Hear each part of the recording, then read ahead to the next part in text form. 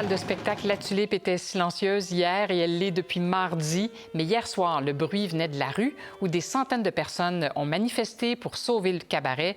Vous le savez, lundi, la Cour d'appel a ordonné à la salle de spectacle de cesser d'émettre du bruit qui soit perceptible dans l'immeuble voisin ou sur sa terrasse. Résultat, La Tulipe a fermé ses portes. Pour en parler, on reçoit Rémi Bourget, avocat civiliste. Bonjour, Rémi. Bonjour, Isabelle. Alors, on sait que le plateau Mont-Royal a modifié son règlement hier. Ils vont l'adopter le 7 octobre. Mais ça, c'est pour le futur. Ça ne changera rien pour le passé. Là. Exact. Hein? Dans le cas de La Tulipe, le train est déjà passé, marche, comme on dit. Le train est en marche et je me base là-dessus sur les conclusions du jugement de la Cour d'appel. Les conclusions indiquent clairement que le bruit ne doit pas être entendu. Puis là, on a même les adresses de M. Baudouin, là, le voisin de La Tulipe. Alors, même si le règlement change plus tard, le jugement de la Cour d'appel demeure et La Tulipe doit toujours s'y conformer. C'est ça. Alors, pour s'en sortir, techniquement, là, il faudrait que La Tulipe fasse des travaux d'insonorisation. Et encore là, on ne sait même pas si ça peut marcher, ces travaux-là. Il y a eu des firmes là, qui s'y sont penchées, mais c'est la seule option. Là. Oui, exactement. Hein? Ça, c'est bien important de rappeler que deux choses sont maintenues là, dans le jugement de la Cour d'appel. D'abord, c'est que La Tulipe a droit d'exercer ses activités. Elle n'a commis aucune faute dans le cadre de ses activités. Monsieur Baudouin s'est fait dire aussi qu'il était un peu à un drôle d'endroit pour espérer vivre en toute quiétude, là, en plein milieu du plateau Mont-Royal, à côté d'une salle de spectacle.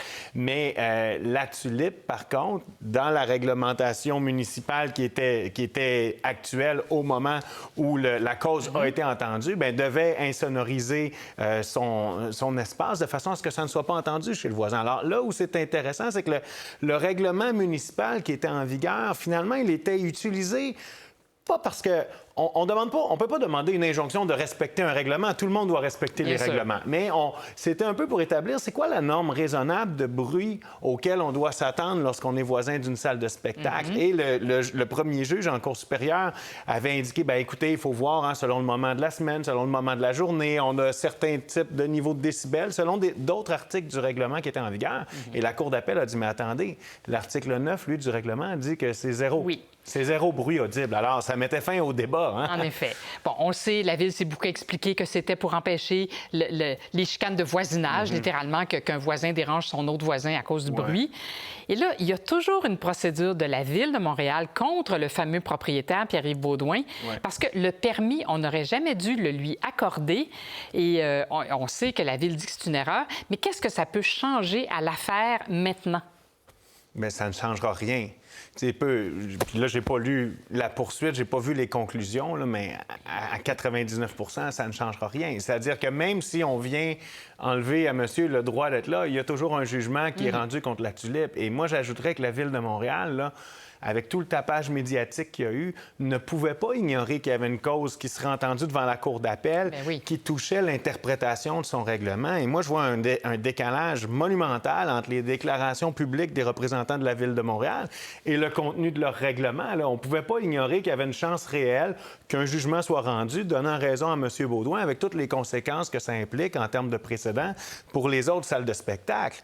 Et maintenant, moi, je vous dirais qu'il y a peut-être d'autres causes aussi qui vont s'ajouter à ces causes-là. C'est pas impossible. Hein, parce que... On va explorer les deux hypothèses. Alors, si la Cour dit, parce qu'un jour, elle va entendre cette histoire de permis, d'erreur de permis, si la Cour dit, oui, c'est une erreur, on retire le permis à M. Baudouin, qu'est-ce qui va arriver? M. Baudouin, il va se fâcher? Bien, M. Baudouin va se fâcher, puis probablement avec raison, hein, parce que lui, il y a un avis écrit d'un fonctionnaire en autorité qui lui émet un permis qui dit « tu as le droit de faire ça ». De convertir ton local en loft. Tu as le droit de convertir. Alors, M. Baudouin engage des architectes, des ingénieurs, des entrepreneurs. Ça coûte des sous.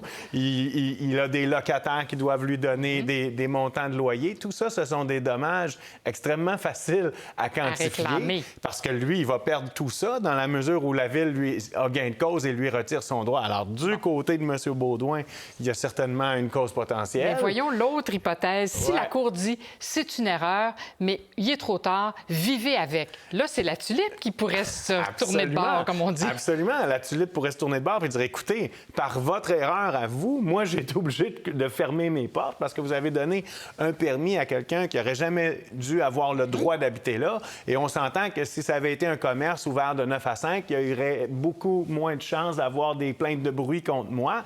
Alors, les propriétaires de la tulipe pourraient avoir un recours contre la Ville. Et moi, si je peux me permettre un petit conseil non sollicité à la Ville de Montréal, bien, c'est qu'il y a une solution politique dans tout ça qui est probablement de contribuer à insonoriser le local au plus rapidement et d'exiger une quittance en échange des propriétaires de la tulipe pour être sûr de ne pas se faire poursuivre dans le futur. En effet. Alors, on a bien hâte de voir l'issue de cette dernière procédure parce que ça pourra éventuellement régler l'affaire. Rémi Bourget, on n'a pas fini d'en parler. Non, ça va continuer de faire du bruit. Hein? C'est sûr.